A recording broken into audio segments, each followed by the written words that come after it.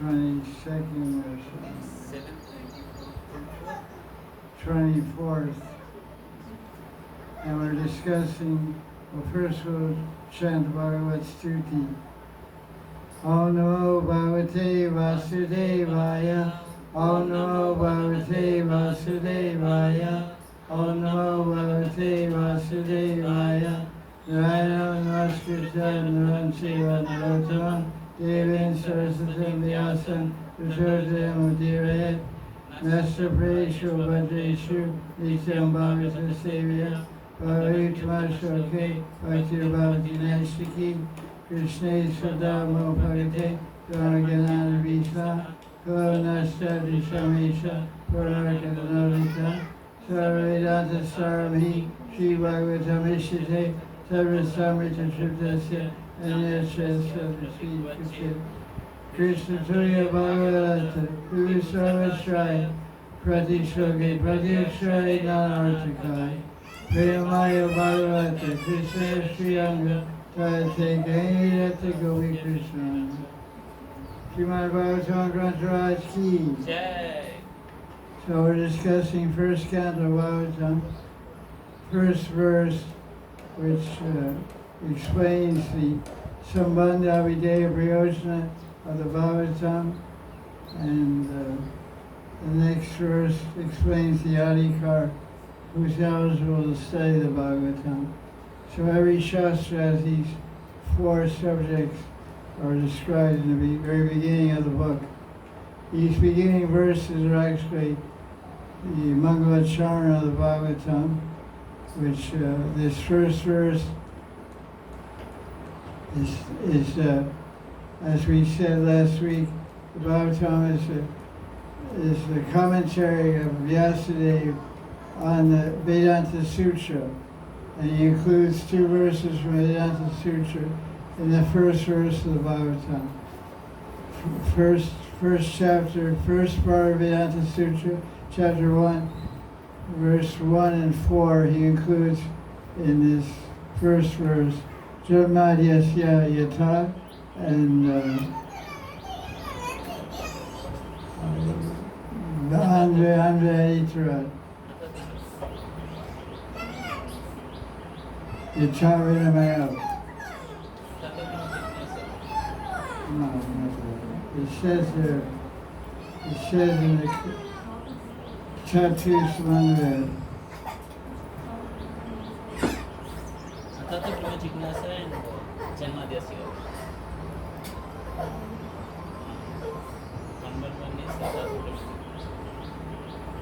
Anyway, no.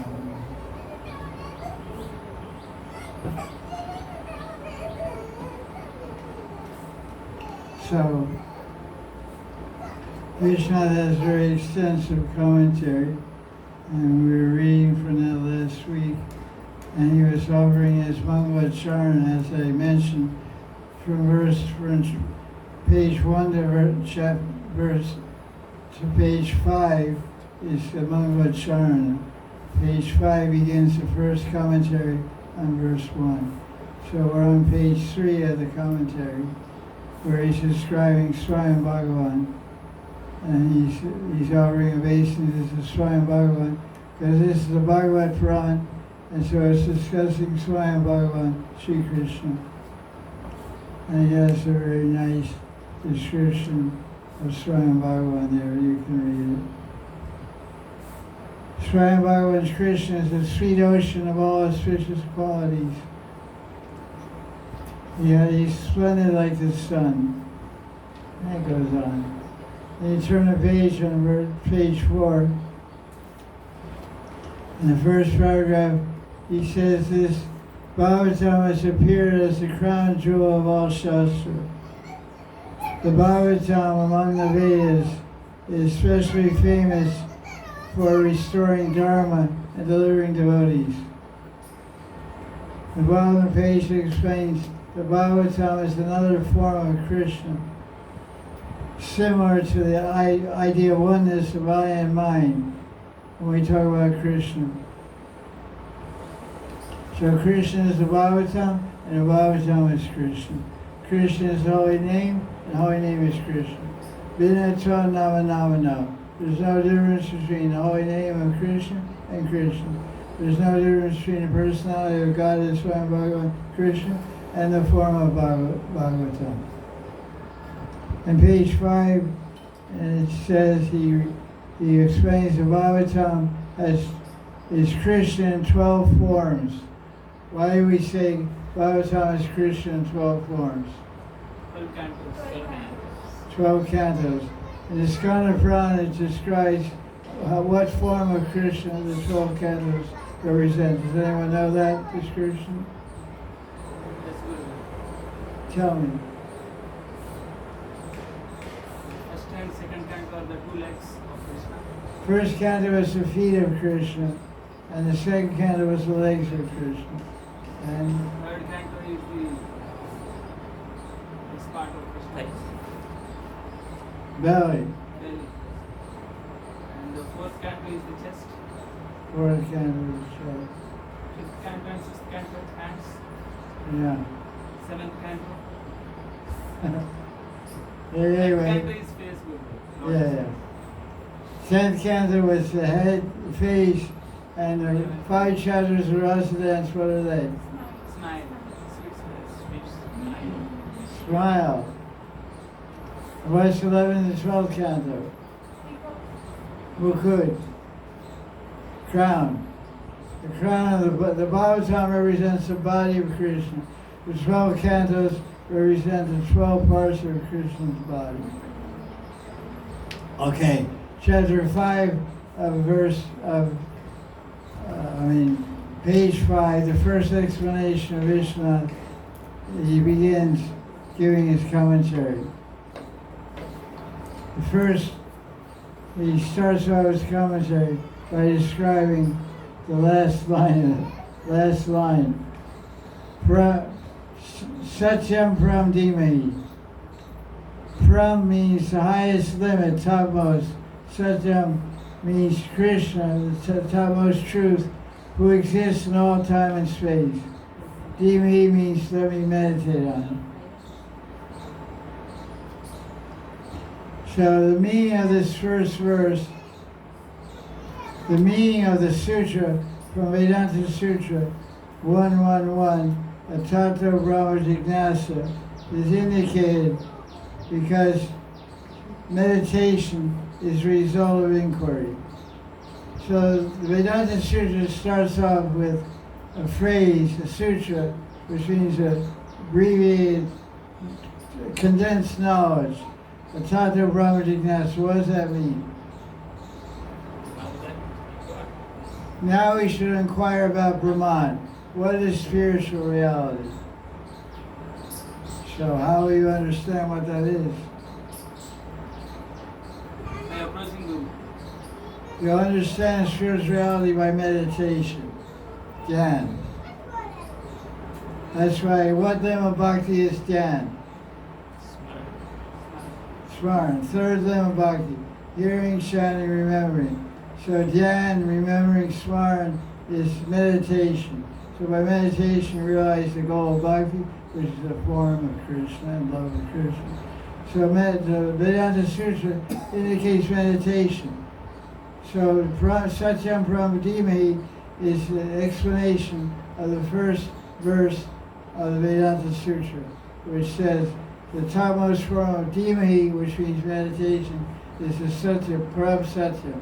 The absolute truth is the topmost object of meditation. The absolute truth is the person Krishna, Bhagavan.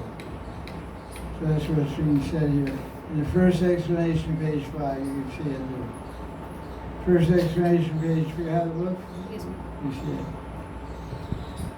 And then in the next paragraph, the typical Indian book, it starts off with an explanation of the last line, then the second paragraph goes to the first line. If it was a Western book, they would go first line, explain the second line, then third line, fourth. Then you start off fourth and third is Western. Made in India. Very special technique. That's why the best cars in the world are not Indian. Indian. Ferrari, Porsche, Lamborghini, not in there. So he comments the next paragraph on the first line, and it says that Janmad Yasya indicates the powerful Lord, powerful Bhagavan, who is the source of everything. Janma means creation, beginning, source. And we can turn to page 6. And let's see, line 1. There's a word here. Let's get this. Anvayad. Janmad Yasya Yato Anvayad. Anvayad, the fourth word in the line, first line. Anvaya means that Krishna is the cause of creation and destruction. But actually nothing's destroyed, everything's manifest, not manifest. Nothing's created also, everything's eternal. Is material energy eternal? Yes or no? Yes, Yes. Thank you. It just changes form and presentation and so on. But it always exists. Yeah, you use words like creation and time and beginning, but it actually is, we're trying to describe something that can't be described. It's like this. It's always, didn't start at any time, it's always been there. So our brain since the beginning of this time has worked on what principle? Since the beginning of time, how does our brain think and work? Cause and effect. What goes up comes down. I do this and this happens. But the material creation there's no cause and no effect. It just is. It's being. So it's you crack out. So we try to explain creation. God created the world 6 days and took rest. Big Bang Theory. There was nothing, big boom, and then everything. We all have our chemistry books, and we all went to science class and learned all kinds of nonsense. How do you explain the inexplicable? It's a chintya.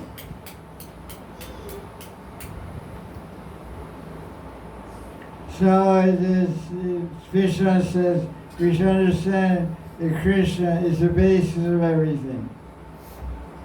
Okay, then we can read all that good stuff and skip ahead to page 11. No, page 10 in your commentary.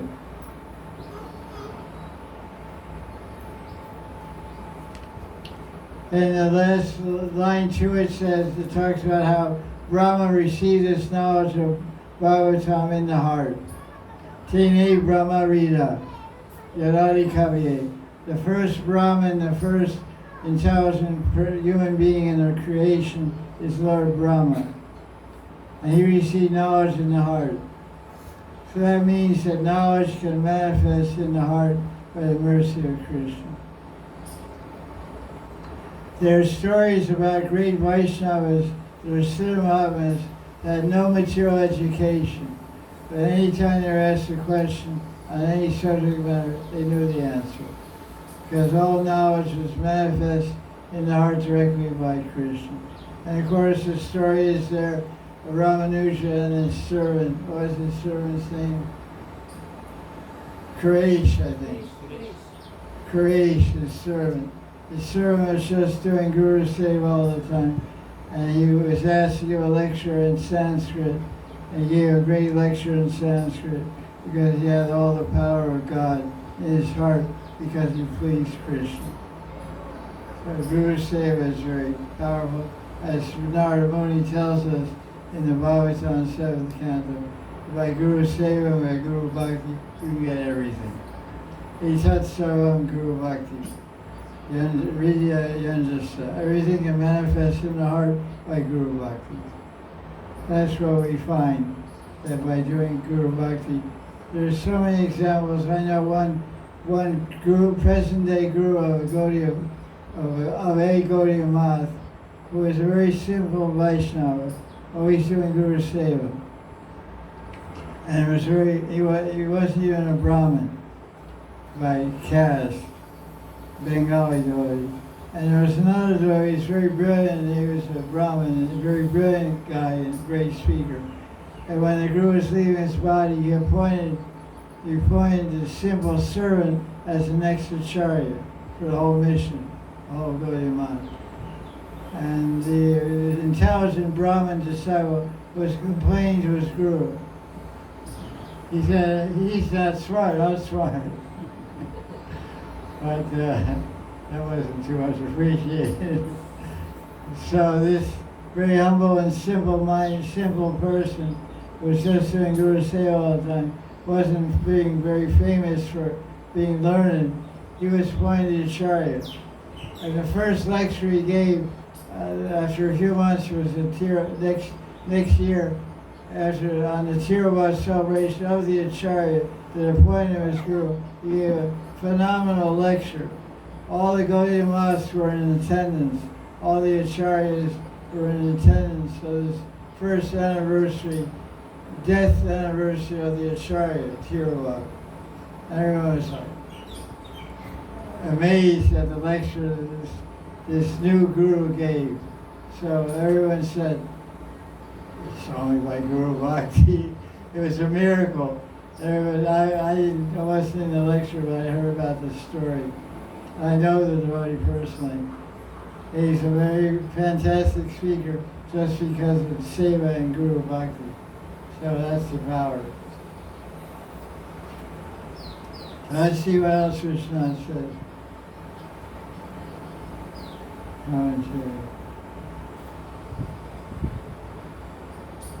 So Brahma, he got all this knowledge in the heart by Krishna. Of course, Krishna spoke 4 verses to Brahma that are in the second canto of Bhagavatam. And from those 4 verses, everything expanded to Narada Muni and the Vyasadeva and the Bhagavatam we have in front of us. The 4 verses are called the Chaturshloki of Bhagavatam. You know what they are? Second canto, chapter 9, verse. Second canto, chapter 9, verse 32 through 35 or something. They're called the Chaturshloki.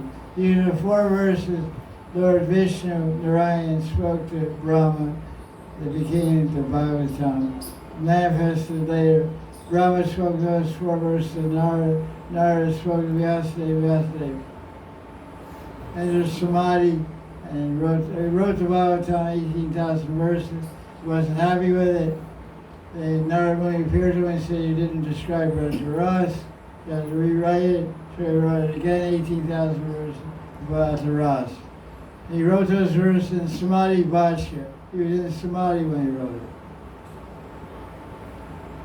So I'm trying to write a new book also, but unless I go into Samadhi, I don't think it'll get written. So I'm hoping I can go into Samadhi. Right. Samadhi Bhashya. So look at page 11, last paragraph. Read it. They're out of the book. Acha, clever.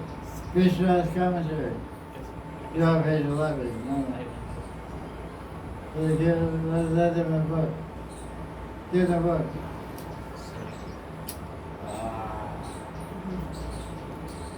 iPad defeated. Someone may argue, perhaps Brahma realized the truth of the Vedas on his own from within the mind, just as a person sometimes gets a realization during sleep. Hey, Chris, I love you.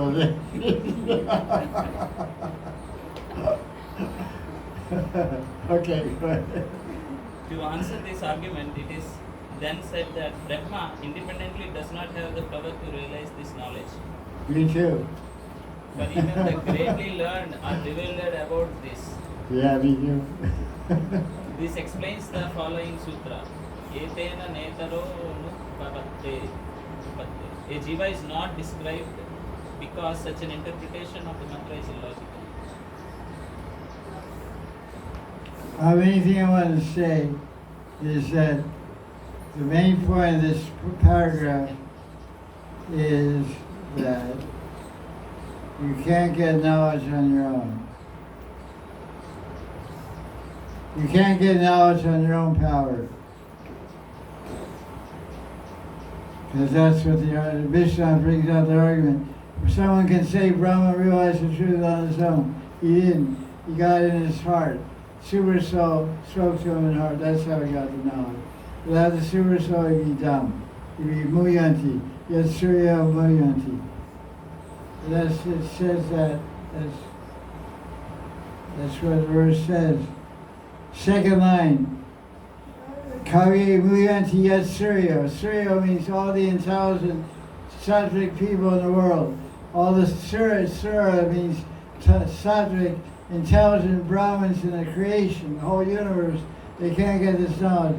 What are they? Muyanti. Muyanti means bewildered.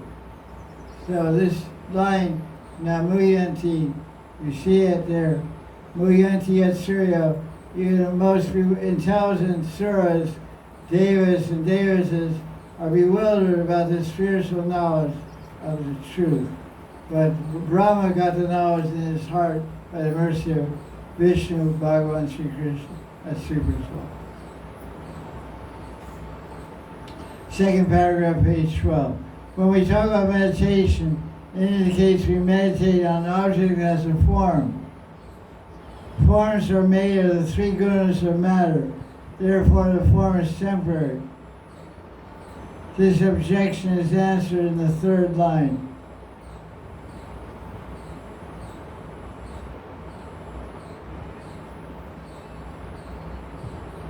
In the Gopal Upanishad, he quotes, it describes Brahma's darshan. He said, I saw Govinda, the form of eternity, knowledge, and bliss.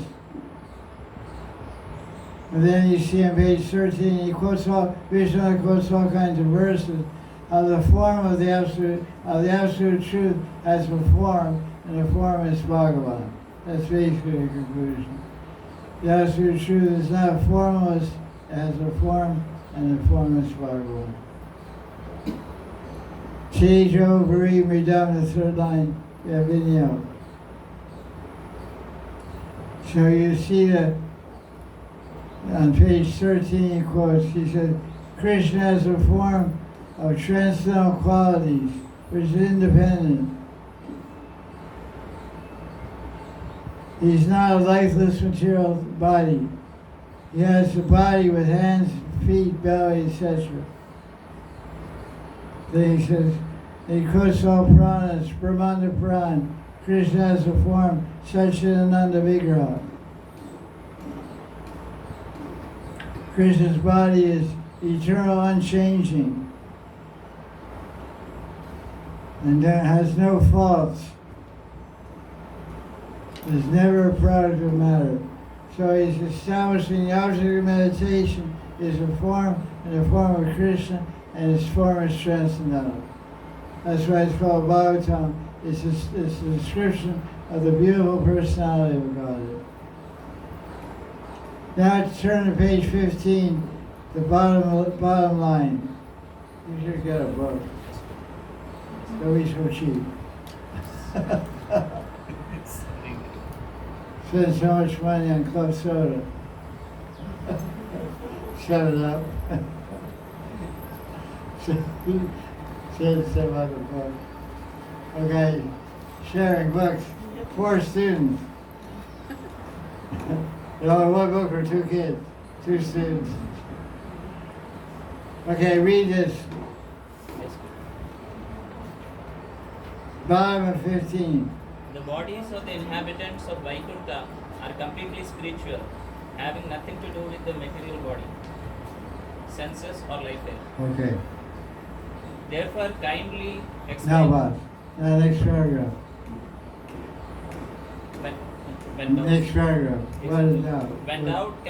what doubt can there be that their bodies are non-material? Some persons argue with all these conclusions. In answer to this, it is said, through the power of realization of Lord fixed in devotee's heart by the Swarup Shakti, or through the Lord's form shining with power and sweetness, increasing at every moment, which belongs only to the Lord and which is thus extraordinary throughout all three phases of time. All false arguments about the Lord are negated. This is indicated in Tatko Pratishtat Nath. Argumentation is not accepted concerning the Lord because it is insubstantial. Okay. So this is the commentary. It says this tika jumps back and forth all over the place. This is line 4. Dhamna Svena Sada Nirasta. Dhamna means body, means place, body, form, and Sada means eternal. So that's what he's describing.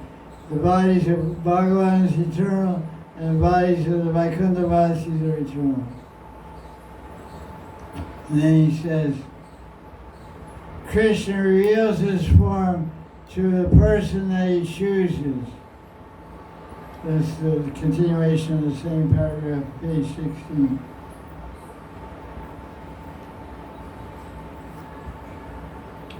So, everyone wants to have darshan of Krishna. Every devotee hankers to have darshan of Krishna. Who will get the darshan?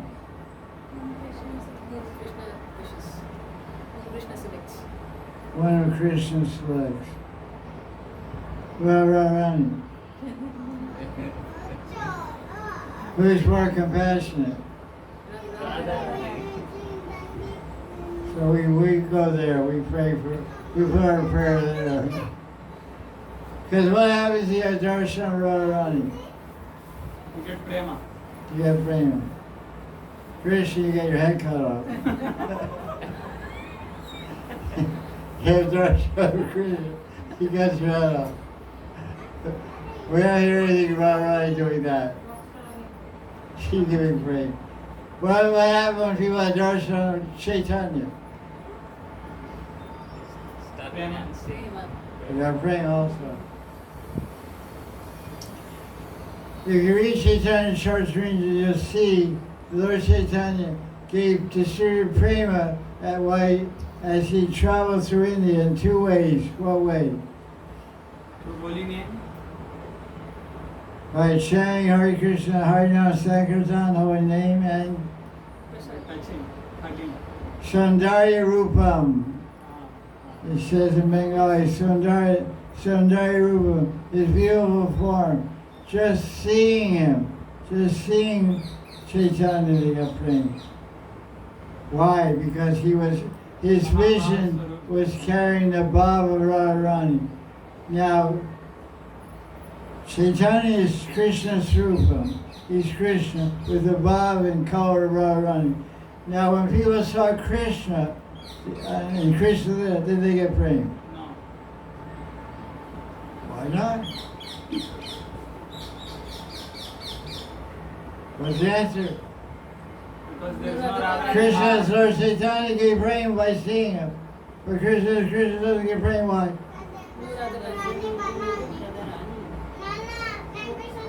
You guys don't say right. What's the answer? Radharani is more merciful. He doesn't have Saundara Rupam of Radharani. Yeah, he didn't have the glance of Radharani. That's one reason.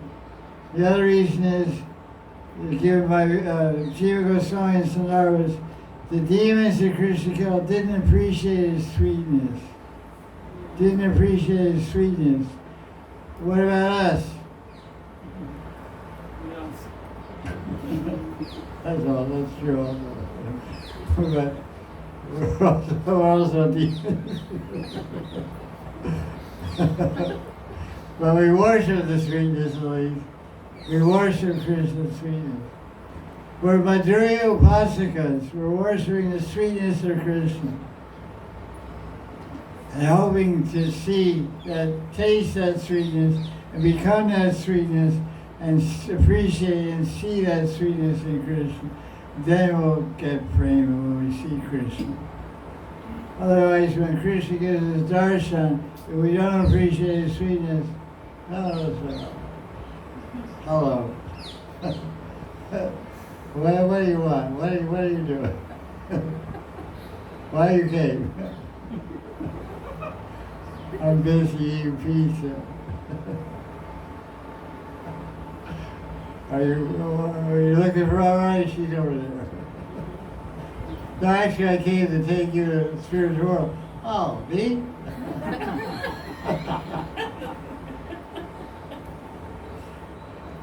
Let's look at page 17.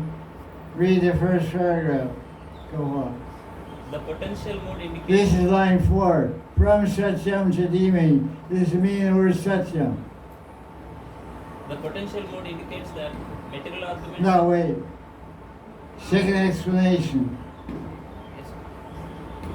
Let us meditate on Krishna, who is known as Satya, who through his abode Mathura and by revelation of his form to his devotees destroys ignorance concerning himself, whose body, though appearing to be material to the demons, is not temporary at all, who after appearing in Vasudeva's house went to Nanda's house, knowing how to cheat Kamsa, and who, knowing the appearance of his devotees Prema in Braja, remained there because of his own people, though he is in all cases independent, and who revealed that the cows and calves were actually the supreme Brahman to Brahma by his will, which bewilders even persons such as Narada. Okay. It's all a big long explanation of Satyam. Satyam. Okay, turn to page 19. Oh, wait a minute. I think we have something else here. Vedanta Sutra.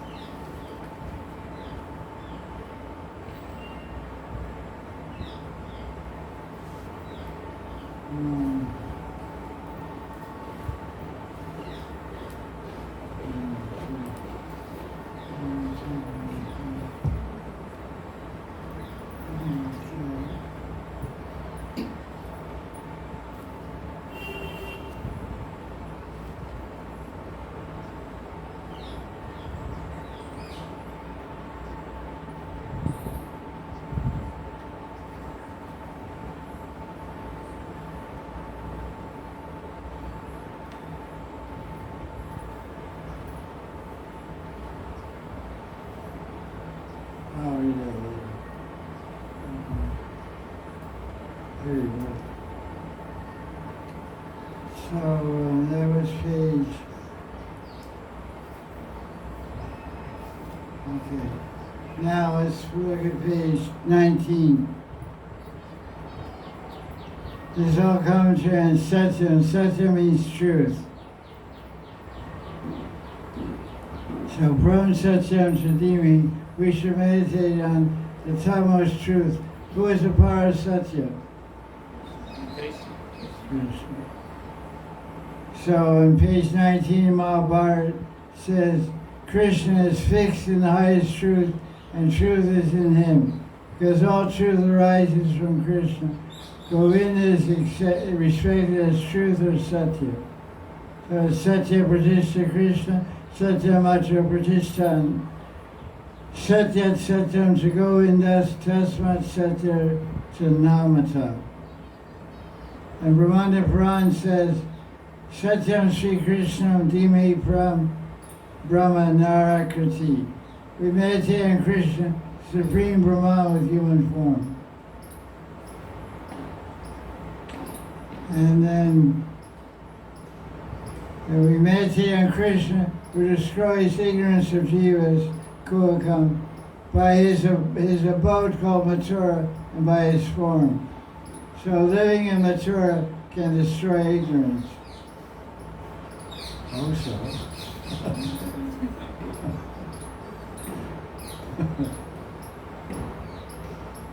In Mathura, one can see Krishna's form by his mercy even today.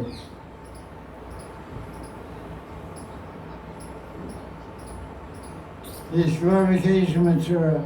Mathura is defined as that place which excites the whole world, is not different from Krishna.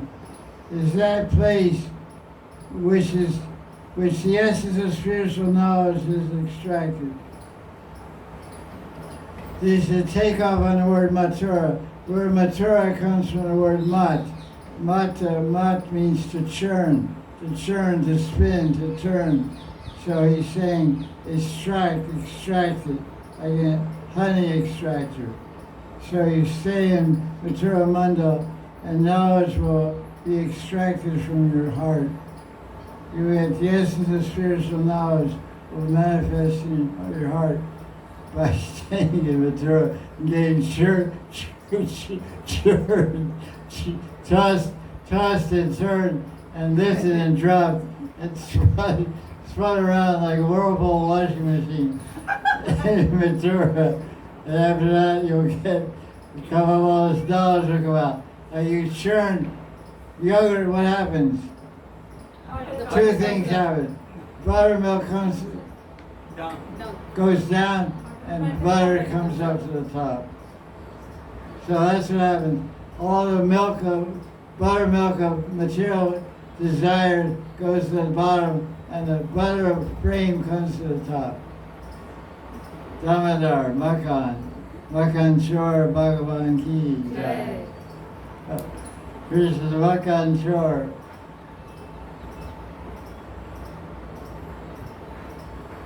Page 20, Amara Kosh Dictionary. Kosh means dictionary, if you wonder what that means. Kosh means dictionary. In the Sanskrit dictionary it says, Dham, the word Dham means house, body, effulgence, and influence. The transcendental body of Krishna, though seen by demons with material bodies, is seen by them without realization of Krishna's sweetness. Demons see Krishna, but they don't get liberated. Just as sugar candy does not taste sweet by one who has a liver disease called jaundice. Has anyone ever had jaundice? I did. When I was 17, I got jaundice. And the cure for jaundice is sugar. Rock candy. And it tastes like rocks, not candy.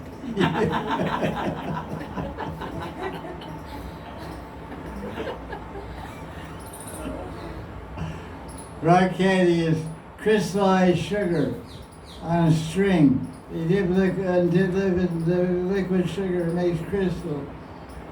They dissolve that and chew on that, and then it tastes like rocks for about 6 weeks, and finally it starts tasting sweet.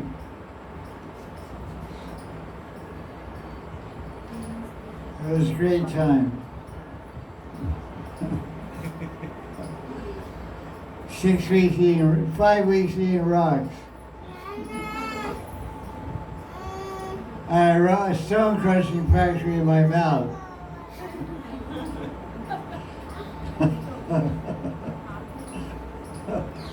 It was a lot of fun. You sleep all day and crack rocks. No any taste. You have no appetite, your liver's destroyed. You fix the liver, you can't digest any food. Just eat sugar all day. And lemonade. That's it. Great fun. Page 23. Let us, from Satyam to Dhimani, let us meditate on Krishna, from whom arises Mother Ras through meeting and separation, who as the hero, most skillful in everything related to Ras, is beyond the material realm. So that's the meaning of the first verse of the Bhagavatam. The Janmad means the beginning, means the source. So Krishna is the source, the birthplace, the birthplace of Madhura. See, it's spelled Madhura, not Madhurya. Take note. Madhura, Madhura, not Madhura. This is correct. And then so that's what the verse would point us in that direction. In other words, that's what we've heard from Rasik Vaishnavas. They say every verse of the Bhagavatam is Radha and Krishna. Every verse. First verse is all about Madhurya Ras. And you'll see that as he'll develop that more. Let's look at the bottom, let's look at page 24. Let's meditate on Krishna, from whom appears the highest Ras. What is the highest Ras? Shringar Ras. So Janma Adyasya. Previously Ras had disappeared because of the censure by conservative spiritual aspirants. That's a very interesting phrase.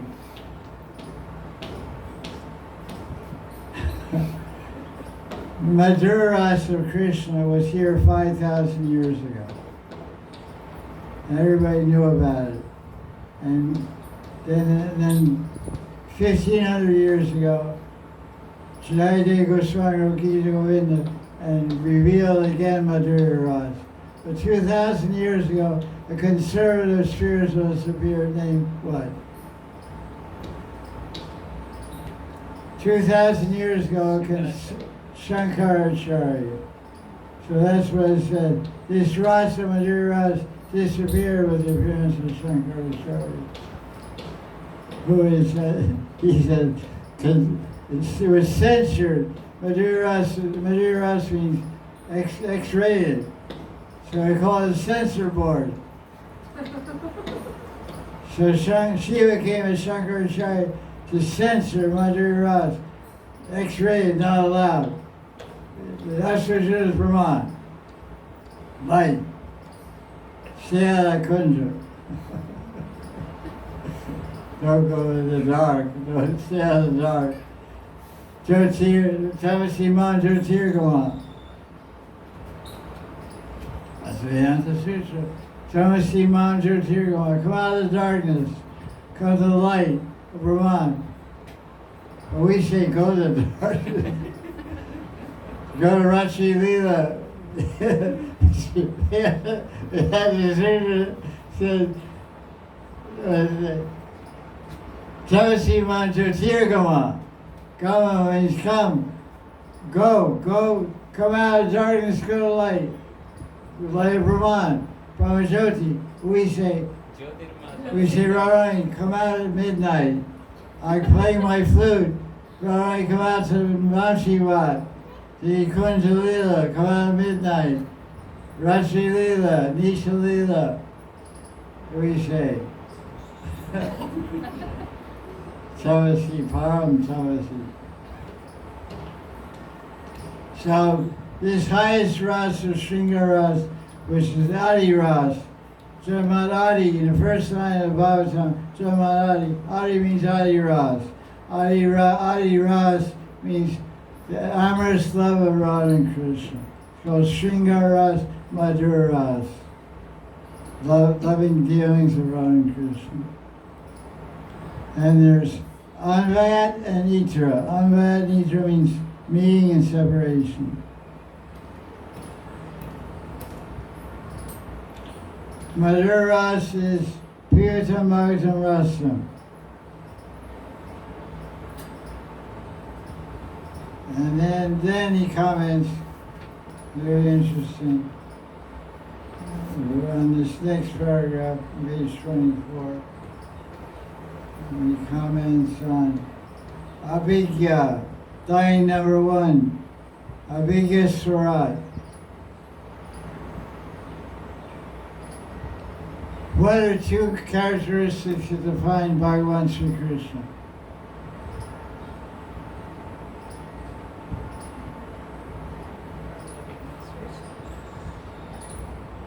Yeah. No. Adi. Sarvagya and what? Swarat.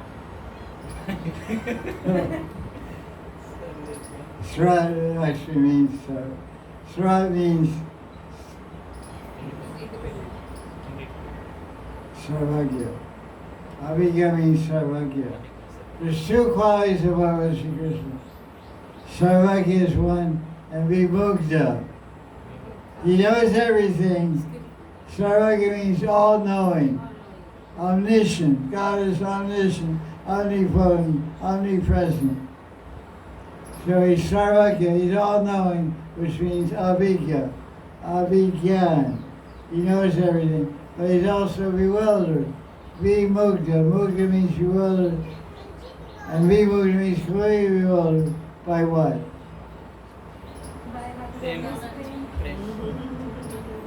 By Radharani ki. Jai. It does it every time. Love bewilders every time. That's the magic of love. Puts you in a stupor. You could go, you get a stupor, become blooper.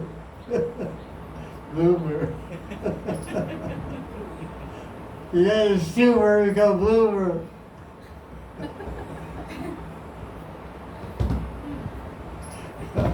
Jai Shiran. What do they say about love? Is love uplifting? Is love illuminating? Is love equivalent to light? What do they talk about love? They say I'm what in love? I'm falling in love. I'm falling in love. That means going down. And enlightenment means to go up. So go up, get enlightened, go to the light, you're going down. You don't rise in love. You rise in God realization. Falling in love. Hey, where do you go? Get out. It's not too late. Okay, here we go. So what does Abhigya mean here? In line 2, it describes Krishna as being skillful in Ras. He's all-knowing. He knows everything about Ras, such as the 64 arts. He's a Vishya, he's the object of spiritual Ras. He's independent spiritual lover, Swarat. Abhigya Swarat.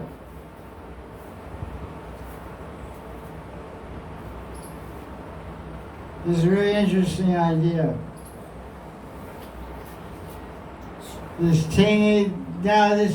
last line on page 24, Vishnu is explaining what is this phrase, Tene Brahma Rida. Externally it means Tene Rida. Tene Brahma Rida means in the heart of Brahma, Krishna placed knowledge. What did Vishnu say? He says that Krishna conveyed the truth of Adi Ras through the mind and heart of Bharad Muni.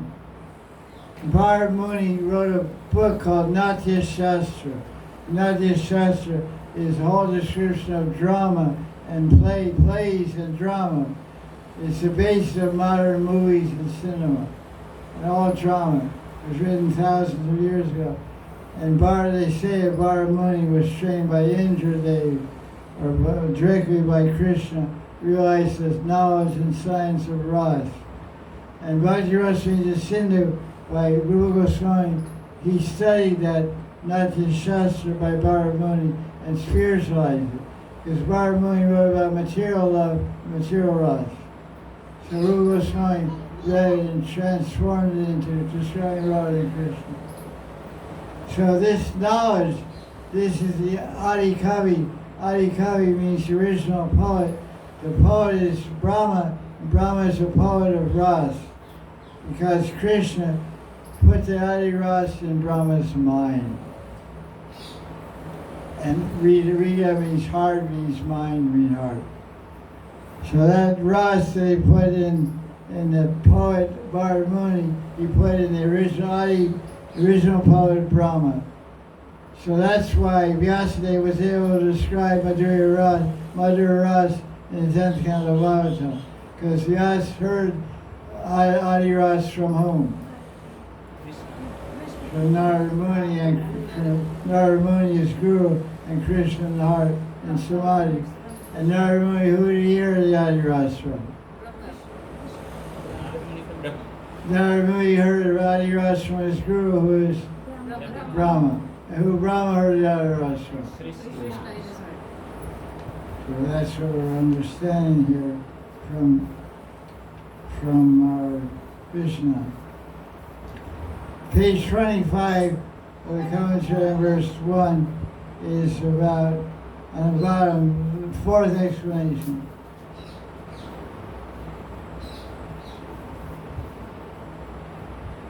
So, my question is, what does the word kuakam mean?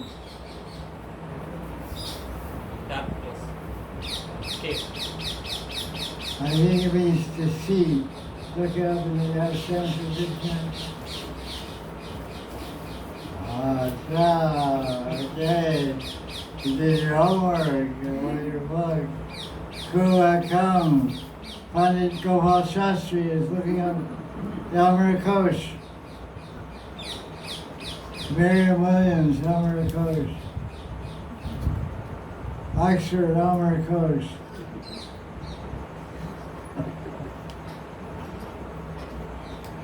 Kuakam. I think it means to see. Cheating. Kubaka. Yeah, I thought so. Cheating. So page 25, the last paragraph there, it's a commentary on line 4 of this verse, Kuakam. Damna srenasa nirsa kuakam. So it says, without deceit. Deceit, kuakam means deceit. So Vishnu is indicating that in page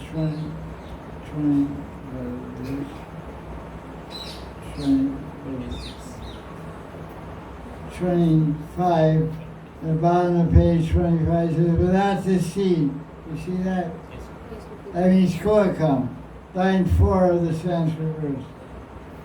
You should meditate on Radha Krishna.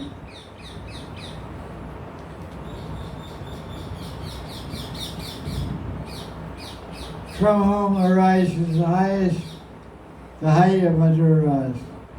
By giving up the other gopis and following only Radharani, as dearly that Krishna showed his expertise in the chief aspects of Ras, and Radharani showed herself as an independent lover.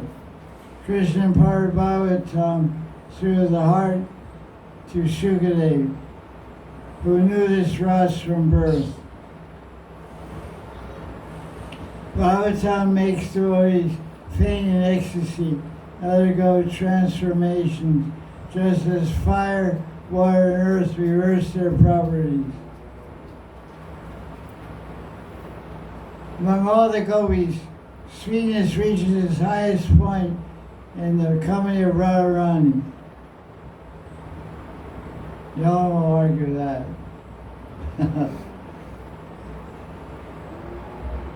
Now, this is from page 27. This is the fourth explanation. Vishnu gives, I think 5, is it? Yes. Yes, There's 5 different explanations of verse 1. Which one do you like so far? Yeah, I figured. Fourth explanation. So the meaning of verse 1 is what? We should meditate from Satyam Dhimani on Radha Krishna, who, from whom there appears Adiraj, Janmadyasya Adi, Janmadyasya. So the first two words of the Bhagavatam, which are the second verse of Vedanta Sutra. Part 1 of Vedanta Sutra, chapter 1, verse 2 is Janmadyasya. I have it right here in front of me, Vedanta Sutra, and I'll read it to you.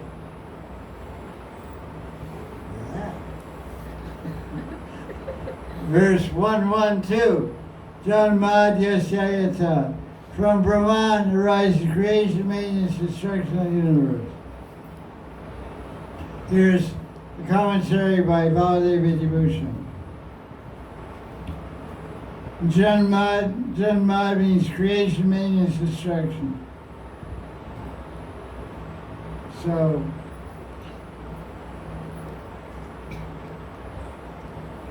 that's not too exciting. The word Brahman applies to Krishna only because it means, Brahman ultimately means someone who possesses unlimitedly great qualities.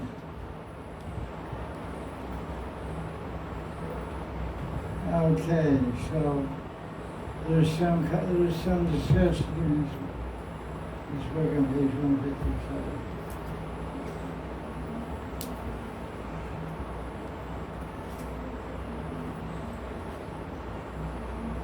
There's a commentary by Satyanarayana Das Babaji.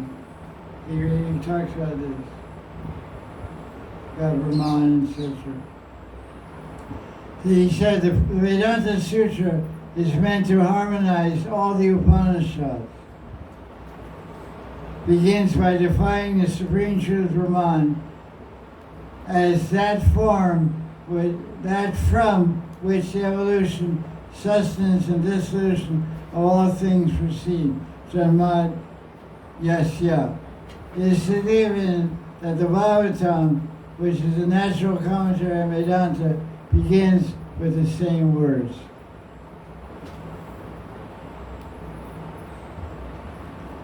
This verse of Bhagavatam describes, let us meditate on the supreme truth from whom this cosmos emanates, in whom it exists, and into whom it is again dissolved. Srila Goswami clearly identifies that this entity is none other than Vasudeva.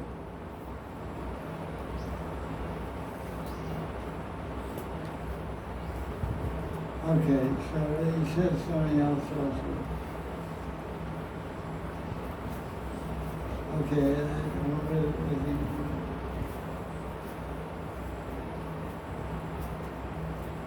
he gives some commentary. He describes from Satyam to Dimi, the last line of this verse.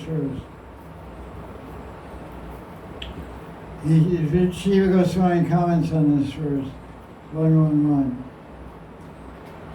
Krishna and Gita, Krishna says, there's no truth superior to me.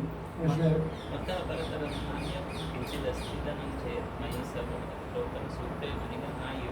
Yeah, Krishna says in Gita, 7th chapter, verse 7, I am the support of Brahman. There's no truth superior to me.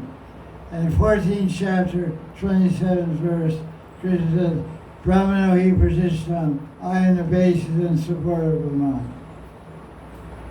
So the highest conception of the absolute truth is Satyam Pramdimi, culminates in the form of Krishna alone.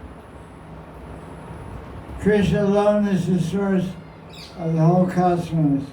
For this reason is concluded the meditation on Bhagavan Sri Krishna, and therefore Bhakti is explained in the opening verse of Bhagavatam. From Satyam to Dhimai means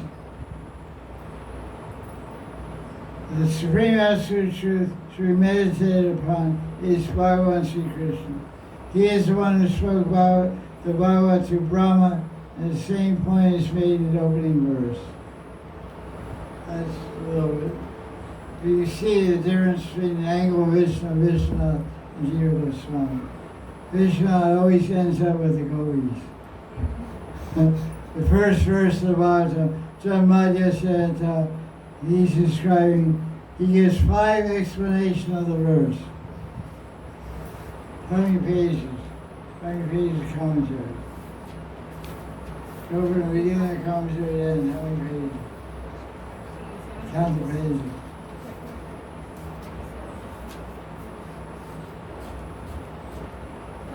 37 pages. 21? 37.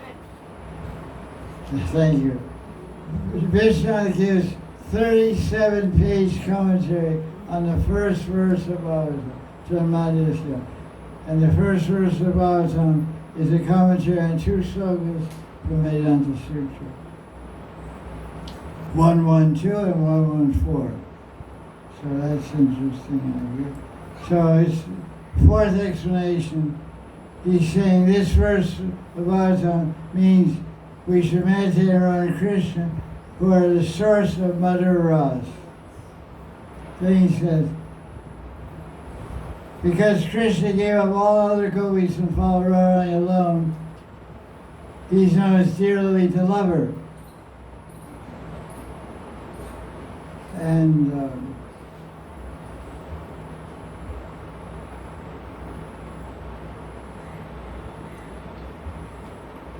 Krishna is thus one who is fully knowledgeable of all the chief rasas with Madhura Ras.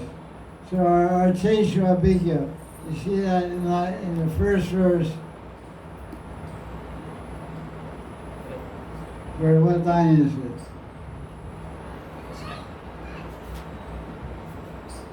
Yeah.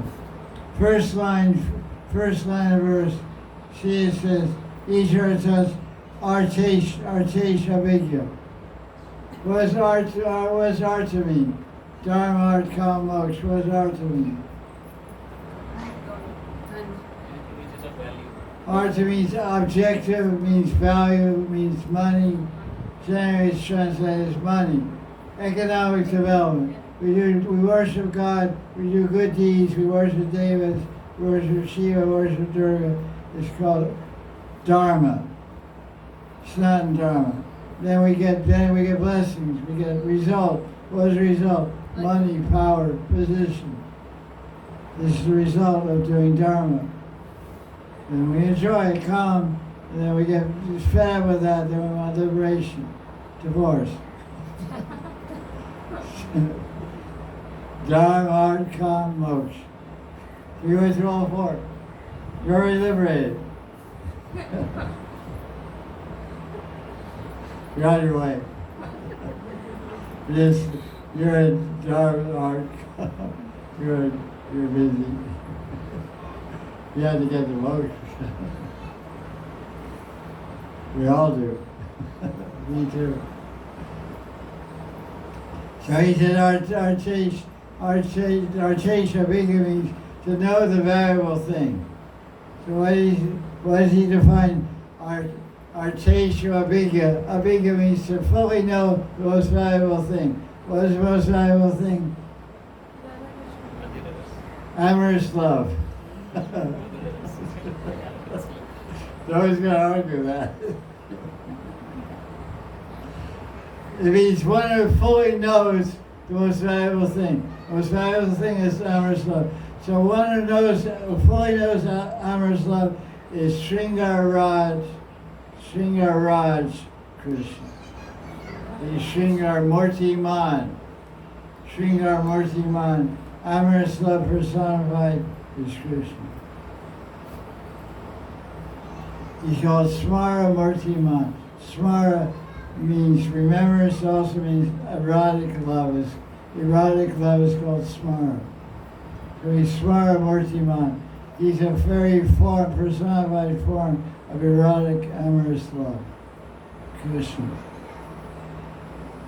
And because Krishna is dear Lalita, Radharani alone remains with Krishna, with her lover, Surat, as Swadhina Canto, a woman who controls Krishna. This is really a rasic being. Surat means what? In Sanskrit.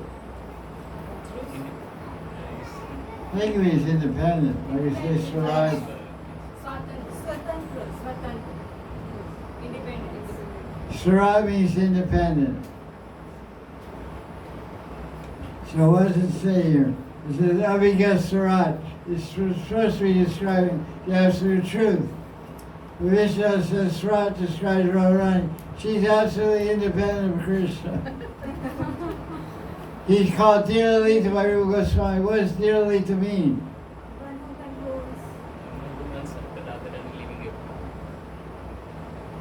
Dhira Lita means the guy is funny. He's playful, joker, a really exotic dresser, dressed with flowers and berries and all leaves and peacock feathers, and he's fully controlled by his lover. He dances around like a clown, but when the lover puts her thumb down, then he's like, no, he's Surat until he meets Radharani. Then he's Dasasri. Radhikara Prema Guru Ami Shishya Nath. Radharani is my praying guru, I'm her dancing disciple. I don't have any dancing disciples, they're all sitting. Where's my dancing disciple? So what I lost my page here. What page right? 27. So Surat, look at this, who is going to have this commentary?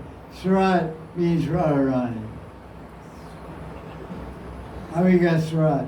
Krishna knows, Krishna is independent, knows everything about Mother Ras. But he doesn't know everything about Radharani. She controls him. So Krishna said, he's dearly, that means Radharani, he always says it's Radharani, but her lover is Surat.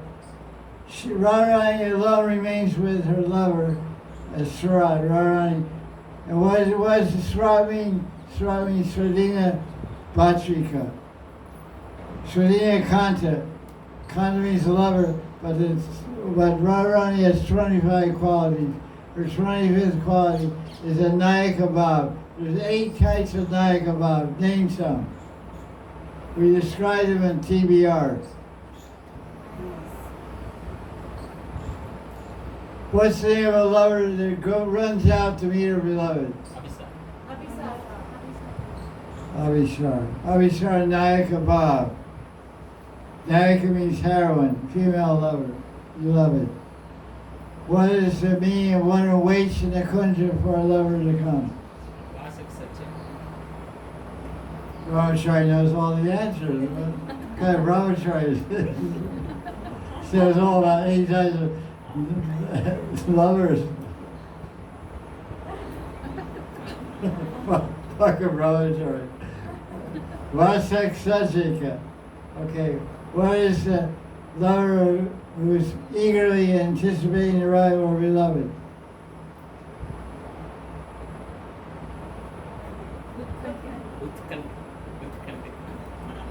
Utkantita. Utkantita means eager. Ut means to extend and kanta means neck. Tulsi kanti. So kanti means neck, neck beads. So neck is extended. Where is that guy? Where's my lunch? Where's that big bicycle?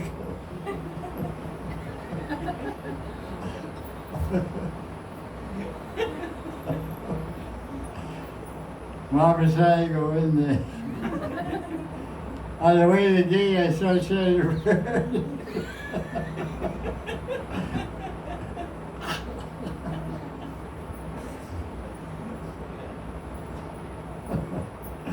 Okay.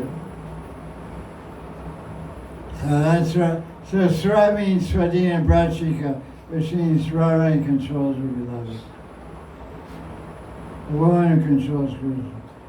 And Ushvanamani says Swadina Brachika. Nayaka Bhav is called Brachika.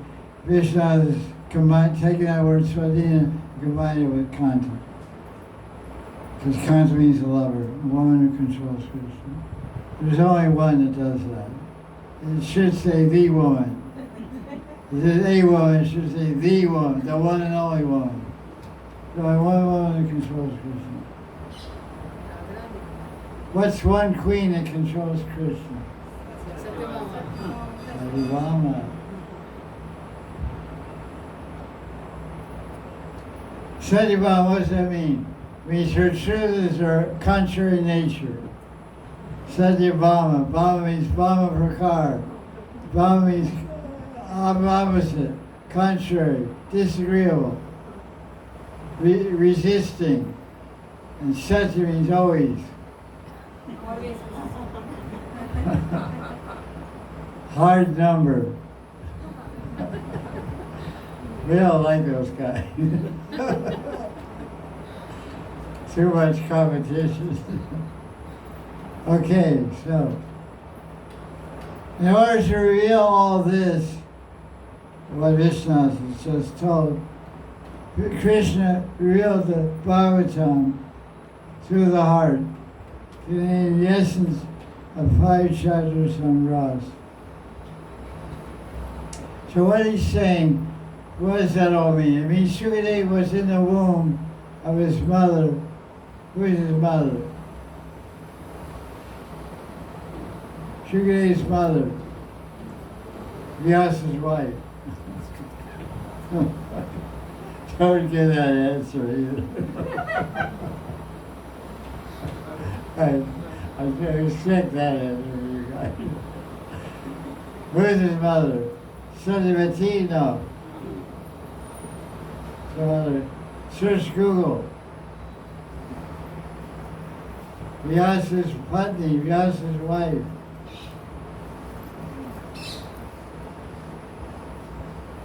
So he was in the womb of his mother for 16 years. And while he was there in the womb, Krishna revealed the essence of the Bhagavatam. It says, in the heart of Sukadeva, the essence, the 5 chapters on Ras was revealed to Sukadeva, who was Kavi, Tattva, from his birth. So, Tene Brahma Rita Yad Adi Kavye is referring not to Brahma, but to Sukadeva. Okay? And what are those 5 chapters of Ras that were revealed to Sukadeva? 10th Canto, chapter 29 through 33. Rasa Panchadeva. Who is the wife of Vyasadeva? He has given Gritachi. Gritachi. Gritachi. Gritachi. How do you spell it? Grita. He. Grita. Gritachi. She's fat. Grita. You put Johnny.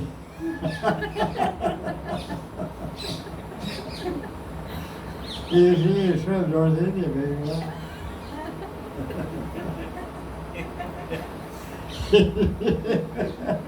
His wife was named Gopal.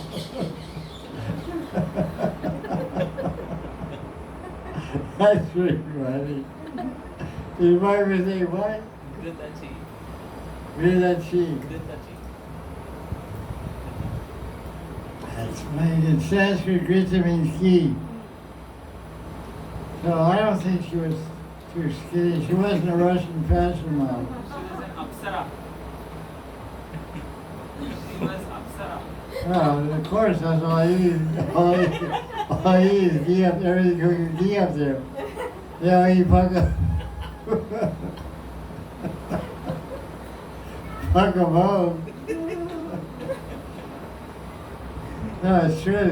David says don't eat bacon stuff, you know. They don't eat, steamy sprouts. They all food cooked in ghee. Chop and blow. They got work to do, you know. That's it.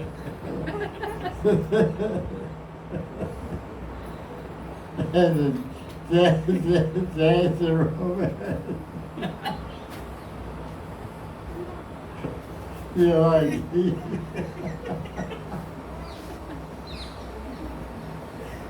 no. So, okay, that's it. So, you read the second paragraph on page 28, from hearing. From hearing the Bhagavatam, since it has rasa, the devotees find ecstasy from tasting the rasa. Because Radha and Krishna are the objects of their hearing and seeing, they No, wait, you're going to that. Line 1 of the verse, no, what line is it? Line 2 says, Muyanti yat surya. Muyanti means to become bewildered, to faint, become bewildered, go crazy, become Hare Krishna. All the above, A, B, and C. Muyanti. And Sura, there's two kinds of beings in the world. Who are they? Two kinds of beings. Sura and Asura. Demons and devotees. So, Muyanti yat Surya means devotees will read the Bhagavatam and go crazy. Surya means devotees. So Vishnu is saying, this is the fourth explanation. It's really wild. Keep reading. They'll taste the rasa and faint and go crazy. Or because Radha and Krishna are the objects of their hearing and seeing, their close associates, Surya, though most wise, become bewildered. This means that they take on qualities opposite their normal qualities out of ecstasy, and others are included in this ecstasy also.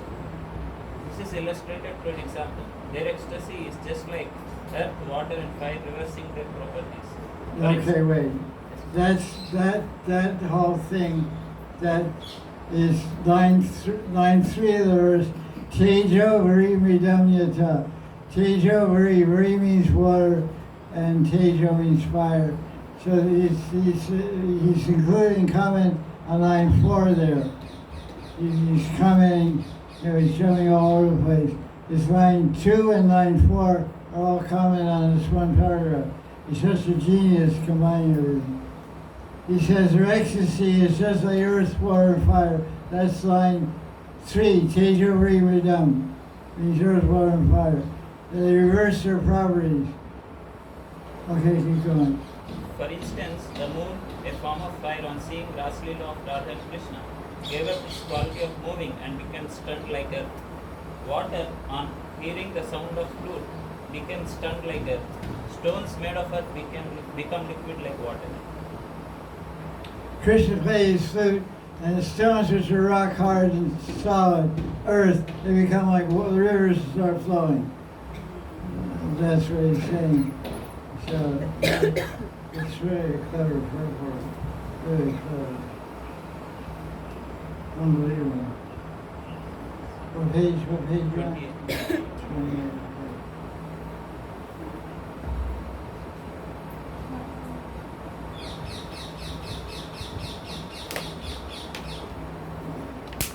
Unbelievable.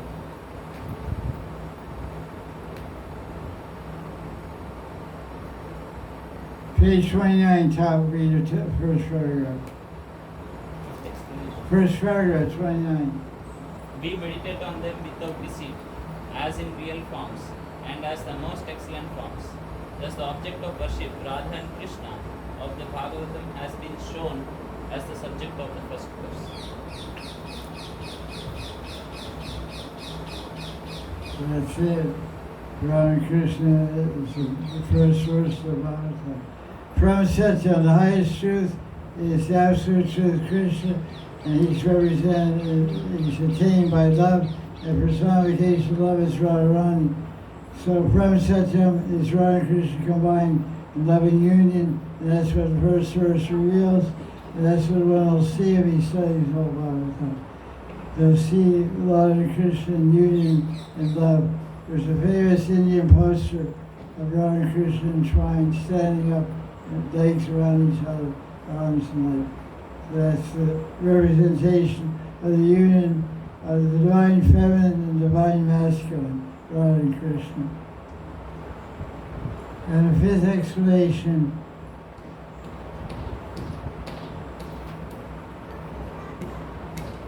you can turn to page 30, read the second paragraph, taking bhakti. Taking bhakti as the subject of the verse. Param, the best, that means beyond the three gunas, since bhakti is another form of the real substance. Satyam refers to bhakti yoga, which is full of most auspicious qualities beneficial for spiritual practitioners. Satyam Param Dhimahi then means let us meditate on transcendental bhakti yoga.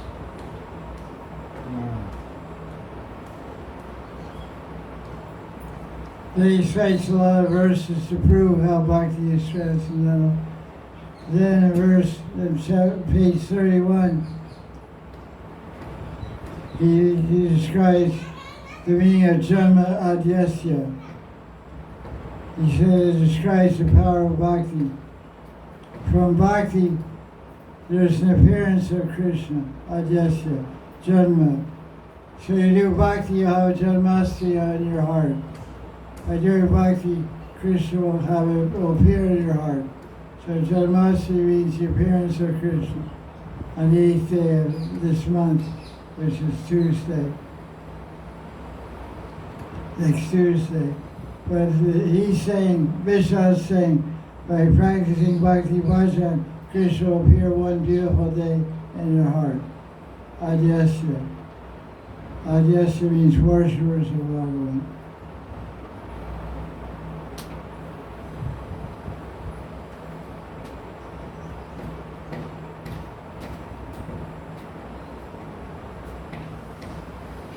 Okay.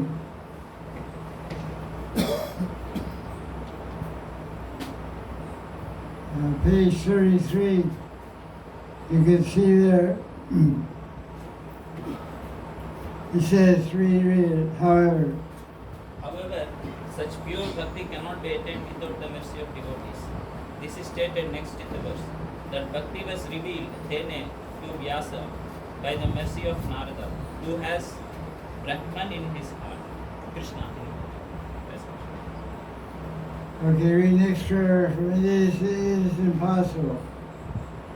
It is impossible for minds and intelligences, which are generated from the gunas, to understand about Bhakti Yoga by themselves, because Bhakti Yoga can be understood only by mercy of devotees. Those persons who try to understand it by themselves only attain ignorance, Mukhyani. This is mentioned in the Hansamukya prayers. Okay, read the paragraph about Bhakti, next page 34. But Bhakti is not completely beyond the gunas.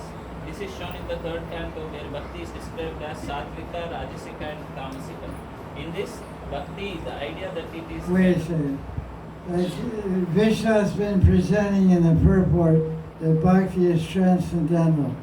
It's beyond the gunas. So somebody will argue and say, Vishnu, you quote the Bhagavatam to prove that Bhakti is transcendental.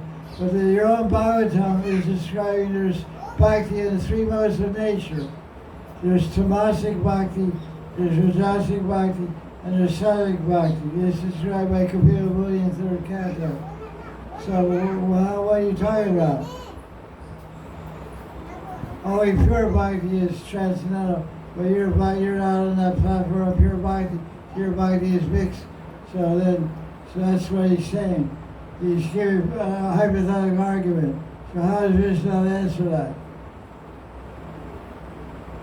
In this Bhakti, the idea that it is made of three gunas is unfounded. In other words, Vishnu says you're wrong. Although milk is not made of fire, water or dust in its natural state, it can become burnt by fire, diluted by water and contaminated with dirt. Similarly, though Bhakti Yoga is beyond the three gunas, it is called Satvika, Rajasika or Tamasika only due to Sattva, Rajas and Tamas possessed by persons practicing Bhakti. So this may sound like word juggling. But the idea that, because Vishnu is very careful not to make offense against Bhakti. Because what is Bhakti? It's the spiritual energy of Krishna. It's the Swarva Shakti of Krishna. It's made of two divine energies, Dhanni Shakti and Samvid Shakti. So to say that they have anything to do with the modes of nature is an offense. So Vishnu is very careful not to offend Bhakti, who is personified, allegorical personification. There's no deity called Bhakti, but we call Bhakti a female, because it's the energy of Radharani Lani and the energy of Krishna Vasudeva. You can also say Bhakti is a male, because it's a combination of both, but somehow they choose to call it female. Because Shakti is a category of female. Like Krishna has Shakti, when he's Shaktiman. Yes, Prasya Shakti Erdhadaya Shriyate. Krishna has unlimited Shaktis when he's Shaktiman. He possesses Shakti. So, Shakti is female, so Bhakti Devi is called Bhakti instead of Bhakti Devi is called Bhakti Devi. So Bhakti is never tamasic Bhakti, never rajasic. But the person who's practicing Bhakti, he may be practicing it through ignorance. He's saying Hare Krishna and drinking whiskey. There's many people do that. They smoke pot, take mushrooms, have neck beads and do bhakti, but that's tamasic bhakti. It's shining. When they get high and chant, it goes to the ear, you know. So that's not pure bhakti. Bhakti is pure, but your practice of it is pure. Holy name is always pure. That's from Padma Purana. Namachintamani Krishna Chaitanya Rasvigra Purnashura Nityamukta Vedatranamana. It's Purnashura Nityamukta. It's always liberated, always pure. Completely pure. But we may be contaminating it, but our tamasic practice or rajasic practice. Okay, keep reading. Many people will object if you say Bhakti Yoga is beyond the gunas. This Bhakti Yoga defeats all the appears because of its very nature, being filled with unprecedented sweetness that can be realized only by the devotees. This means that since it is directly realized, it does not depend on any other proof to defeat the appears. Yeah, if you say argue against Bhakti and the delirious just swell and you say what you want, I'm relishing too much sweetness. You can say whatever you want, I won't give it up. It's individual. What's the first verse of 9th chapter of Gita? Rajavidya. Second, Rajavidya Rajaguhyam. Second or first? Second verse. The second, yeah, right. Rajavidya Rajaguhyam Pavitramidam Uttamam Pratyakshavadam Dharmyam Susukham Kartumatram. Pratyaksha Bhagavan Dharyam. Pratyaksha Bhagavan Dharyam. Pratyaksha means it's directly manifest, directly experienced. Pratyaksha. You see it, you feel it. If you don't, take a walk. Door is there.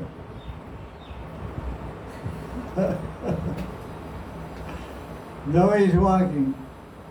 Everybody's talking. What time is it?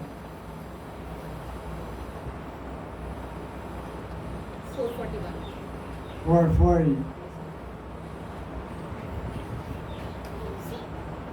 I think that's it for verse 1. Anybody have a chance to read verse 1 this week?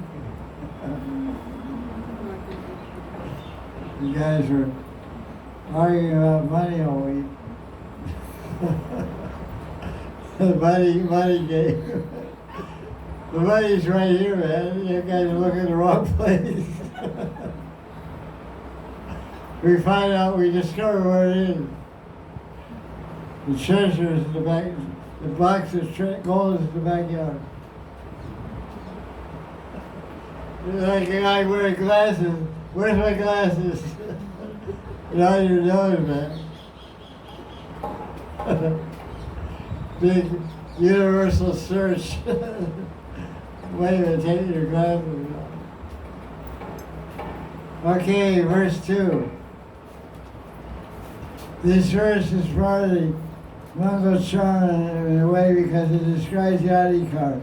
I said every book describes 4 subjects. Sambandha Vidya Prayojan Adhikar. Adhikar means who is eligible to read the book, who the book is intended for. So, read a Sanskrit. धर्म प्रोचित कैतवोक्त परमो निर्मत्सराणां सतां वेद्यं वास्तवमत्र वस्तु शिवदं तापत्रयोन्मूलनम् श्रीमद्भागवते महामुनिकृते कुम्भापरैरीश्वरा सद्यो हृद्यवरुध्यते प्रकृतिभिः शुश्रूषुभिस्तत्क्षणात्. Read a translation.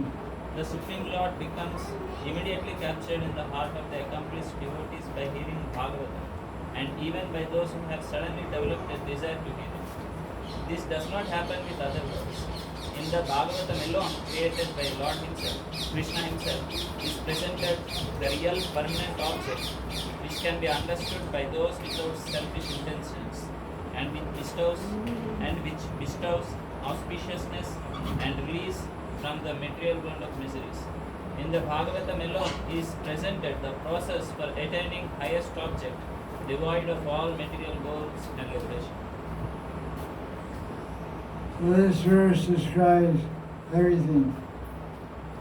Adhikar, who's eligible for this book, what is the foundation, the base of this book, what is the practice you have to do to attain the goal, what is the goal, it's all there. This verse is described, that it describes the power of the Bhagavatam to capture Krishna in the heart.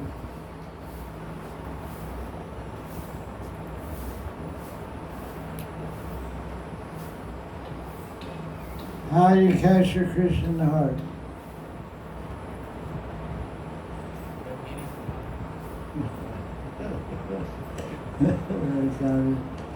That's what the verse says. You can capture Krishna by what? Hearing the Bhagavatam. That's what the verse says. Krishna is immediately captured. Tachanat. Last line, last 2 words, Tachanat means immediately. Read it, Satya, read it, Avarujite. It means to capture in the heart. The Krishna is captured in the heart. Let's read another translation.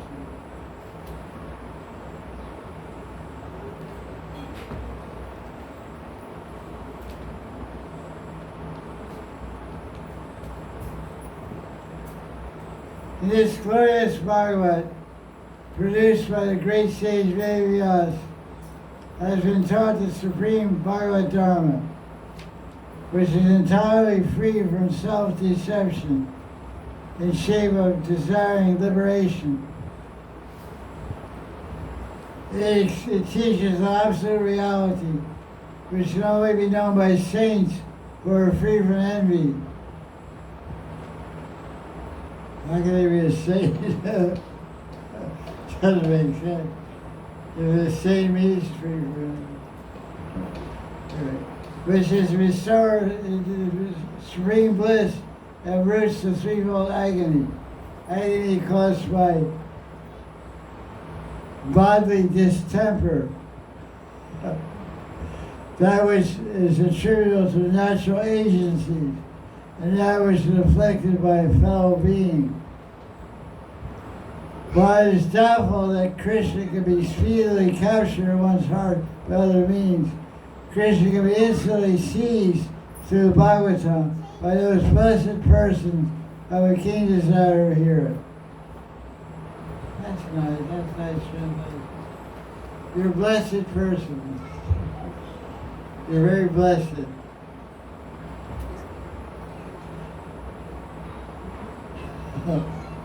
I'm very thirsty.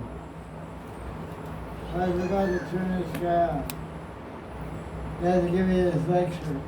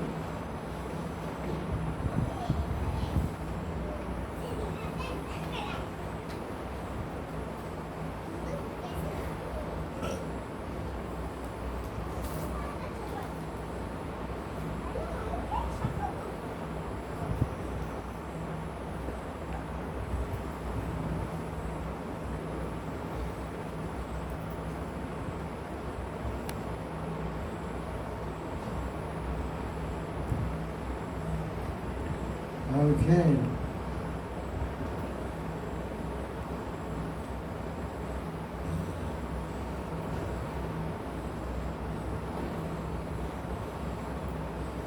Page 39, I'll read something. He gives some explanation of line 3 and 4. Ishvara, avidity. Bhagavatam gives bliss to anyone who hears it, and allows and enables one to achieve the highest object completely. By hearing Bhagavatam, Ishvara Krishna, which is shelter of everything, is immediately controlled and captured in the heart of those who are devoid of selfishness. Nirmatsaranam, Nirmatsarya. What is the name of the second, who is the first avatar?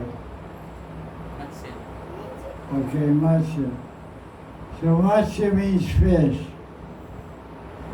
So Nirmatsya means no fish.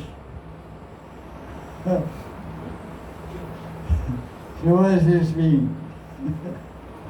Very interesting meaning, listen.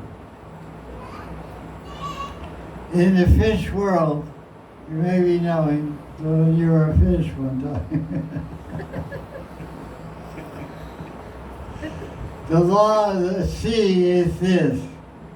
You should see what I'm telling about the sea. The big fish eats The small fish. the little fish. So, this Bhagavatam is for people that are not like that. So big fish eating little fish means those who are envious want to eat other people. My guru explained this to me, very clever meaning. Nirmatsya means devoid of the fish tendency. The fish says, oh, you're a little fish, I'll eat you. Oh. So being envious of someone means you want to destroy them because they have more beauty than you have. They have more money, they have more knowledge, more wisdom. So they're defeating you, they're in competition. So you want to eliminate the competition. So people that are selfish and envious, they won't be able to get any benefits by the Bhagavatam. So right from the very beginning, it kicks out all envious people. Because envy is the opposite of love. The Bhagavatam is saying, listen, this book is about prema. This book is about Madhura Ras. It's about the love of Radha Krishna. And you have to do bhakti bhajan to get that love. So if you want to get love, you have to be free from envy. Envy and love don't exist together. Where there's envy, there's no love. Where there's love, there's no envy.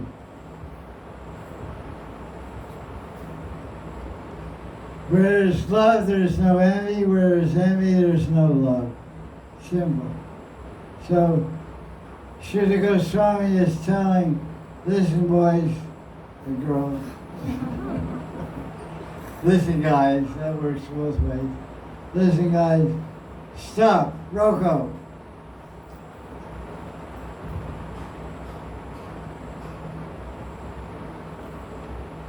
Hey, give my money back.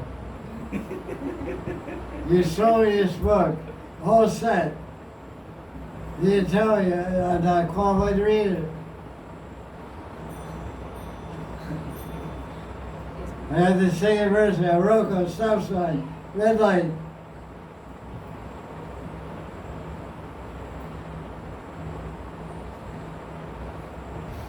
So be courageous, keep reading. So you read it? Well, Translation. read 39, second paragraph. No, yeah. No, I read it right. Yes, Gurudev. Okay. So, being not envious means to be non-selfish. Not so, because only lovers can give.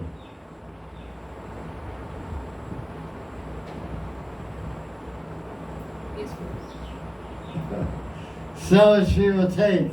That's what it means to be selfish. Selfish are takers, not givers. So to be unselfish means to be giver. So a giver is a lover. Because this book is to give love. So to give love, you have to have love to attract love. So if you have love, you can attract love of Krishna. So Nirmatsarya means selfishness. You have to be free from selfishness. Nirmatsarya. This indicates that Krishna Prema arises in devotees because Krishna is controlled only by Prema. Pranaya Rasanaya Jidangri Padma. Krishna's lotus feet are tied by ropes to the devotees. 11th Canto, Chapter 2. Very nice description of lines 3 and 4.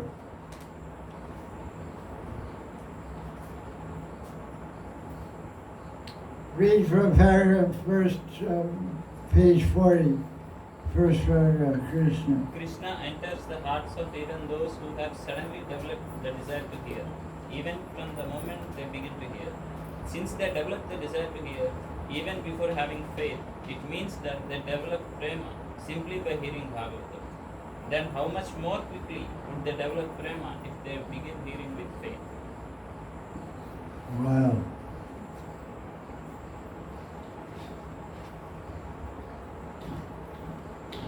What is the most important element to begin the practice of Bhakti Bhajan? Hearing. Be more specific. To have faith in the words of God. What? To have faith in the words of God. I can't hear what she's saying. To have faith in the words of Krishna.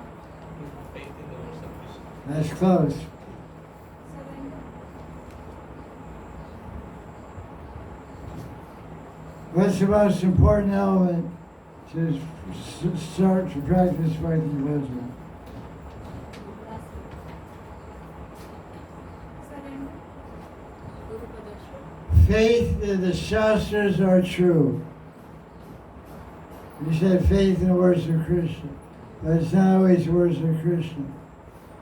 It's words of Sutta Goswami, Shriya Goswami, Jiva Goswami. Different people, Uru Mahashaya, Maitreya, Vidura, different people speaking Bhagavatam. So faith in Shastra, in the Shrutis, that the absolute truth, that are perfect. That's the most important element. No faith in Shastra, then that doesn't work. Because Shastra describes the holy name, Shastra describes Guru, Shastra describes Vaishnava, Shastra describes the holy Dham. They describe Krishna, they describe the spiritual world. So if you don't believe it, then it's all fairy tale make-believe. You have to believe the Shastra and study. Okay, let's see, where are you? Verse 2.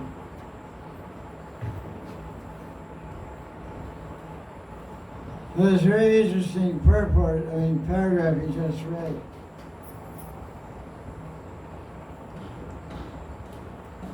Just desiring to read Shastra, Krishna enters your heart. That's a good thing. Because everybody has at least 10 books in their house. At least 10 books. And you're really desiring a lot to read them. And you really haven't started reading them yet. So what does that take when you start? What time is it? 5? Okay. Okay, we'll continue on page 40 next week.